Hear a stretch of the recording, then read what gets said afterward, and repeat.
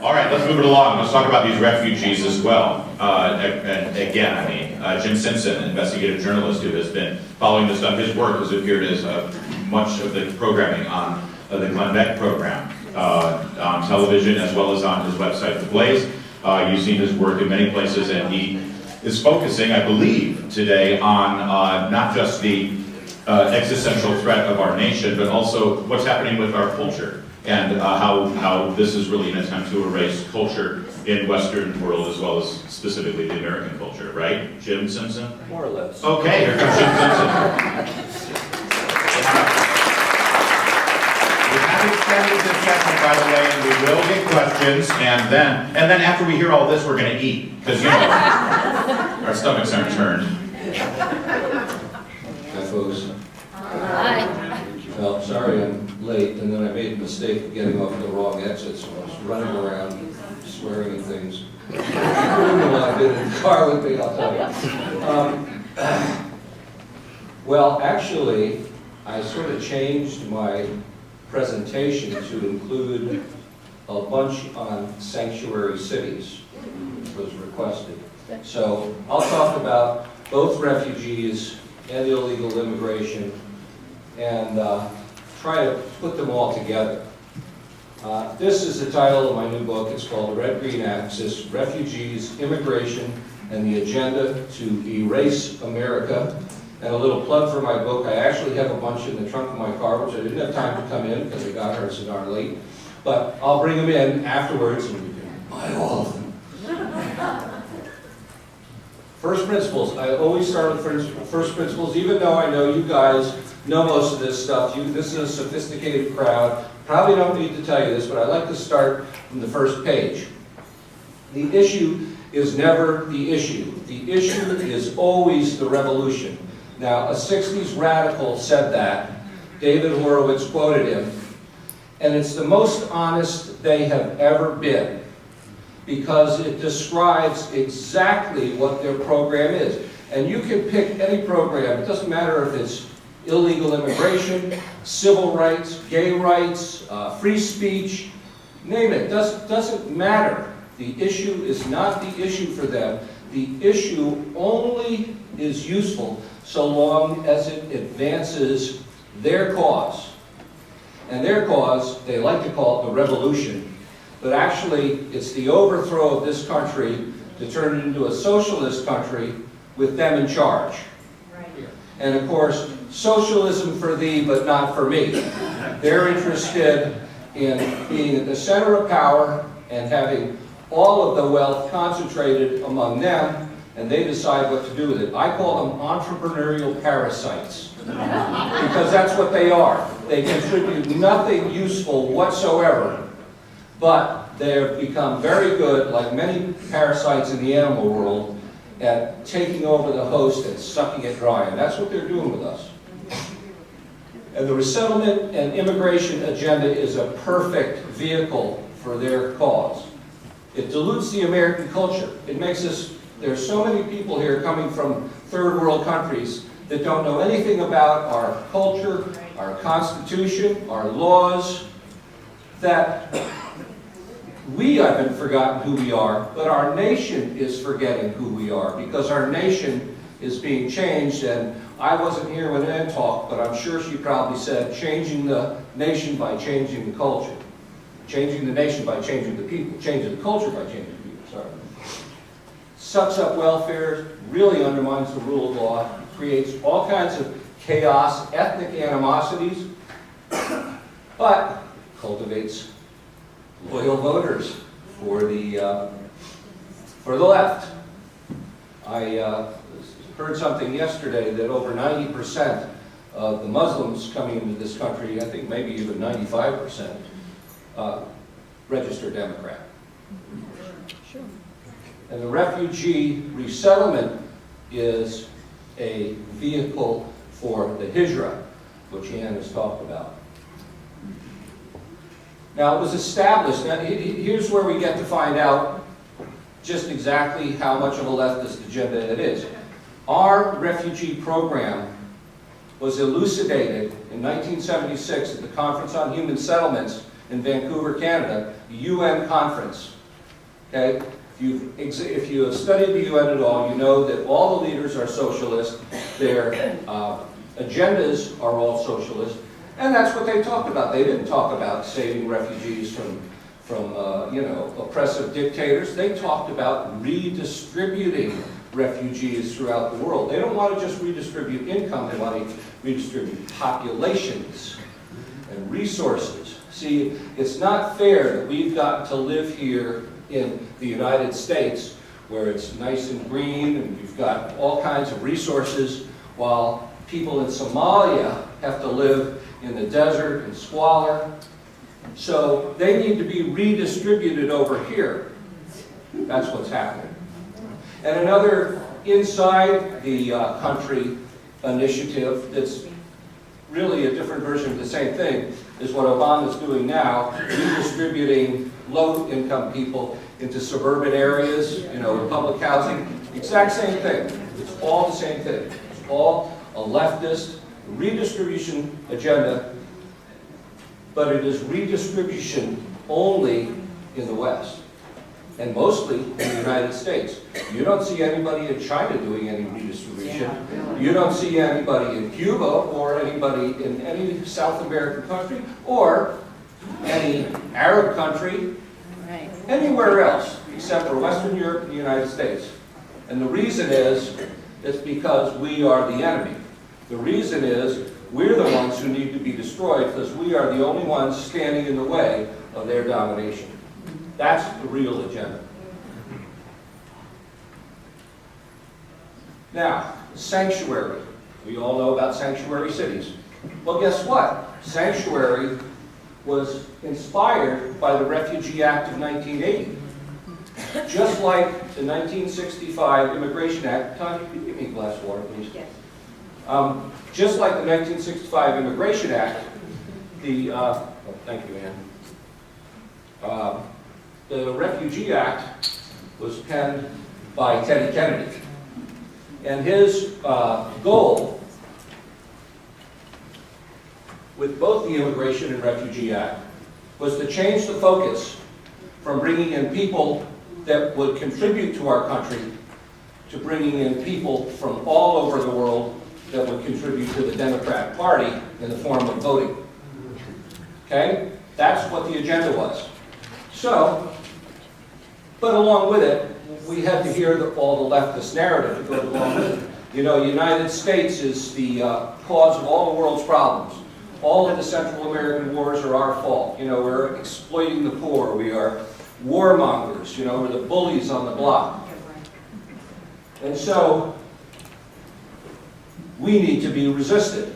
And when the Salvadoran War broke out, Salvadoran Civil War broke out, many fled north, and they were assisted by first the Tucson Ecumenical Council, which was made up of led by a Quaker, and some people from the Presbyterian Church. I'm sure it wasn't PCA, I'm sure it was PCUSA, the communist version.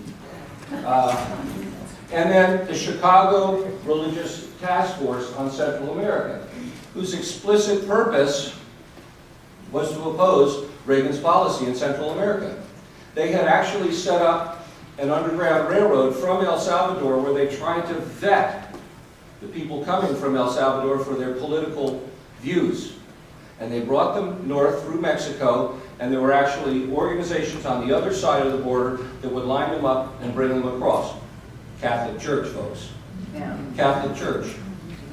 The Chicago Religious Task Force on Central America was the Catholic Church. But most people don't know that, the Catholic Church, there's a dichotomy. There's a lot of, the Catholics think of themselves, and we think of the Catholic Church as a stalwart, conservative organization, right? Well, in Chicago, the Catholics began working with the communists in the 30s.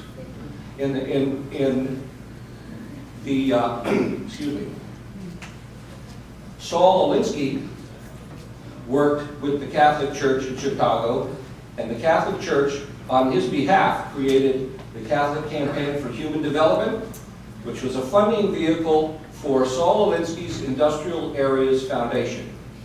That's about as radical left as you can get.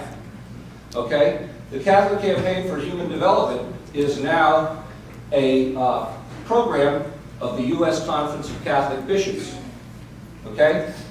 So while the Catholic Church itself, in many areas, it keeps its conservative character, I mean, we've all seen it. Catholic priests who are pro-abortion, we've seen all these things happen, and it's because the left has infiltrated the Catholic Church and promoted explicitly, anyway, a big part of it is liberation theology, which was actually something dreamed up by the KGB. Okay? And then created and presented to Central Americans, and that's why we had so many Catholics opposing our program in Central America, because they were actually liberation theologists. They weren't good Catholics. At least not in my opinion. We brought in over 1 million Salvadorans in the 1980s. And we started something in 1990 called temporary protected status, which, if you are from a temporary protected status country, you come across the border, you're an illegal alien, and you say, oh, I'm from El Salvador. Presto, you have legal status for 18 months. And then you can, I'm sorry, can you all hear me? Yeah. And then you can re-up every 18 months. Most of the Salvadorans that came in 1990 are still on temporary protected status. And now we've added a bunch of other countries. We added the Ebola countries. We added Syria in 2012. Here's where all the sanctuary cities are. There's 340 of them right now. Sanctuary cities, states, counties, etc. Some of them have created formal agreements where either by county, city ordinance, executive order, or some kind of resolution, they've written down on paper that they're a sanctuary location. And that means that they're not going to abide by federal law. And in 1996, there was a law passed requiring state and cities to abide by federal law in regards to immigration. But of course, they gave them all the middle finger and created these sanctuary areas. Illegals become quasi-legal, and they are protected from all the police, federal, state, and local. And they can collect welfare, and in some locations they can vote. For example, in Tacoma Park, the illustrious Senator Jamie Raskin helped get passed an ordinance that allows illegal aliens to vote in local elections. Now let me ask you this. Do you think of Tacoma Park as a place with a lot of integrity, a lot of moral, righteousness? Let me ask you, do you think anybody's going to be checking if those illegals decide they want to vote in state elections or national elections? Is there any difference between when they vote for local elections? Who's going to check? Nobody. And the fact of the matter is, that's happening in a lot of places, and you can bet almost every sanctuary city they've got something like that going on. So that's a huge deal, and it forces us to confront the possibility that many of the 30 million, not 11 million illegal aliens in this country are going to vote. Okay? Have been voting and are going to vote. Well, she's the poster child for sanctuary cities and illegal immigration. However, she's just one in many. Now, these are GAO statistics. Between 2004 and 2008, 249,000 aliens convicted, 25,000 convicted of actually homicide. Excuse me, I should have fixed that. Homicide is a broader definition than murder. It includes vehicular homicide and manslaughter. But look at that. Every one of those are things that should not be happening. 70,000 sex crimes, 15,000 kidnappings. None of this stuff should be happening. None of it. But it's happening because we have these lowlifes who informally allow in or work on allowing in people who shouldn't be here, who don't belong here legally, but they're putting them in here for their own self-interest. Here's some. Now this one I took a lot of care with. I made some mistakes at first. This is corrected. 7,000 illegal aliens imprisoned in those 5 states in 2008 that were convicted of homicide. Overall, it's about 10% of total homicides, total people incarcerated in 2008 for homicide. It's an incredible number. Every one of those 7,000 people is a Kate Steinle. Somebody who shouldn't be dead, should be walking around free, but is not because our politicians refuse to enforce our laws. I mean, if that should be a criminal offense, shouldn't it? Well, actually, it is a criminal offense. What am I saying? Half of our politicians should be in jail.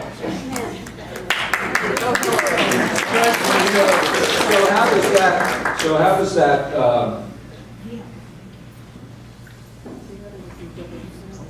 does that get combined with the whole refugee issue? Well, the same people promoting this illegal immigration are the people who are promoting the refugee resettlement agenda, because it's an open borders agenda. They have different names for it: refugee resettlement, asylum, parole, temporary protected status, immigration of dozens of different varieties.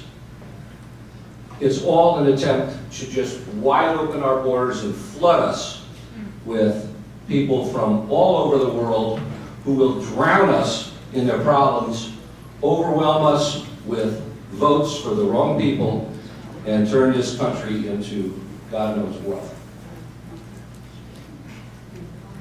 Temporary protected status. Now, we've all heard about Obama bringing in 10,000 Syrian refugees this year, right? He raised the cap on the refugee cap from 70 to 85,000, of which 10,000 will be Syrian refugees that have gone through the application process, which takes about a year and a half, 2 years. And then another 30,000 in 2017. They usually don't mention that part. But it's all a distraction.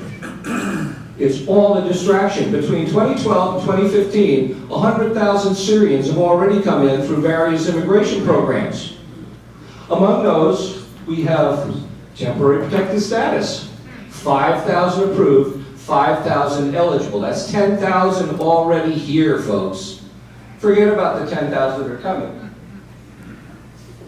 In asylum, we've approved of over 2,000, and we have another 2,000 pending with an 83% approval rate. So that's 4,000 more. Okay? We're at about 2 minutes, Jim. Oh, sorry. No problem. Doing great. Well, here's a snapshot of temporary protected status. All kinds of people from all over the country. And look, 466,000 registered. There's 331,000 of those still registered, minus 135,000. Whatever happened to them? Do you think any of them, do you think one of them went home? If you do, I have some land in the desert to sell you at a premium price. Great place. I'm sure they have water. 135,000 have switched their status, probably to some kind of legal permanent resident. And the costs, this was $1 billion last year. Suddenly it's jumped to $2 billion. You know why? Because they're recategorizing all the illegal alien people coming from Central America as refugees. So now it's $2 billion. And here are the voluntary agencies that bring in all these people. They all, 6 of them are ostensibly religious, but they're not religious. They're not Christians, they're not religious, they're not charitable. They're all radical leftists, just like foundations, Ford Foundation, all the great foundations that used to do real charitable work have been infiltrated by radical leftists who now channel money to radical leftist causes. They're doing the same thing with the refugee program. The Hebrew Immigrant Aid Society leader, a Jewish guy, said Hebrew is exclusionary and outdated. So they're not using Hebrew Immigrant Aid Society anymore. Now they're just HIAS. They're embarrassed because actually they're one of the biggest Muslim importing countries in the world, importing organizations in the country. Is that crazy or what? And with that, they bring innumerable problems. This is my individual research. Lewiston, Massachusetts, the English second language budget increased 4,000% since the year 2000. In Amarillo, Texas, they answer 911 calls in 36 different languages. How do you manage that? There's another snapshot. And now we have Welcoming America. These are the folks who are indoctrinating our communities, usually sugaring it with some money, to become welcoming, because we must recognize the role everyone must play in furthering the immigration of recent immigrants. Now you folks, you're all old Americans. Okay, that's all you are. The only difference between you and the refugees and the illegal aliens is they are new Americans. Get your heads on straight, folks. It's true. This is what they're doing. And it's a vilification campaign just like all the other ones that the left do. And the way you can tell that the leaders of these religious gulags are not religious is they sign right onto it, call us all a bunch of racists and everything else. What religious leader do you know that would do something like that simply because we have a principled disagreement about this issue? What religious person would do that? None. They're radical leftists, and they use all the radical leftist tactics to win their argument. Jim, we have to move to the Q&A. We're done. Can you wrap up one quick set? We're done. That's it? There we go. Jim Simpson. Yeah. Be sure to buy my book, folks.